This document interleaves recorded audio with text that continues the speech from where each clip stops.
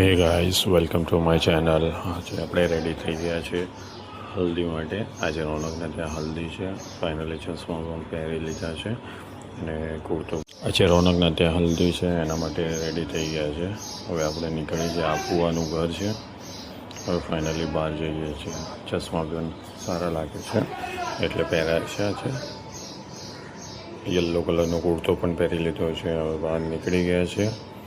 હવે કોનો આપણે ફુવાની રાહ જોઈએ છીએ, પણ સામે જો અમને ભેંસ જોવા મળી, જે અમારા ત્યાં એટલી રેડ કેસમાં અમદાવાદમાં જોવા મળે છે કે કાફી હવે રાખતા જ નથી અહીંયા ભેંસો, કેમકે અહીંયા ગવર્મેન્ટનો જે રૂલ્સ આવ્યો છે એના કારણે અહીંયા ભેંસો એટલી જોવા પણ રેડ કેસમાં મળતી હોય છે, કેમકે અહીંયા કોઈ હોતું નથી.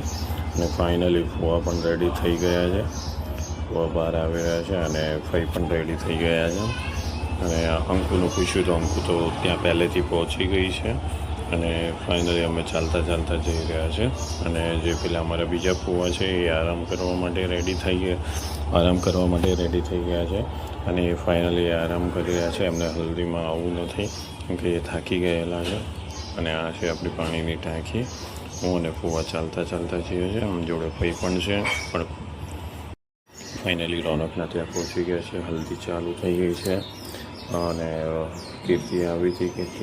કીર્તિએ એના ભાઈને અને હલ્દી લગાવી, પણ એ થોડું ઇમોશનલી થઈ ગયા બંને.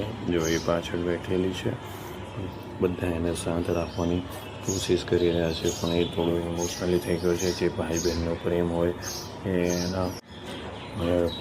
એને ભાઈ બહેનનો જે પ્રેમ છે એ છલકાઈ રહ્યો છે. એ થોડો ઇમોશનલી થઈ ગયો છે. બંનેની સારી બોન્ડિંગ છે. બંને એકબીજા વગર રહી પણ ના શકે એવી રીતનાનું છે. અને હંમેશા કીર્તિ પણ સારી છે. એને ખૂબ જ હેલ્પ કરે છે, બધી રીતે પ્રોટેક્ટ બી કરે છે. જેવી રીતના મને મારી બહેનો જે પ્રોટેક્ટ કરી રહી હતી, એના કારણે ખૂબ જ ઇમોશનલી થઈ ગયો. હું બી મારી બહેનના લગ્નમાં આવી રીતના ઇમોશનલી થઈ ગયો હતો. બધા એને શાંત રાખવાની કોશિશ કરી રહ્યા છે. જે પહેલાં મારા ફોવા પણ છે એ પણ ઇમોશનલી થઈ ગયા છે કે આવી રીતનાનું ના હોય. એટલે પણ હવે એના મનનું દુઃખ કોને કહી શકે, જે એની બેન છે એને જ ખબર પડે.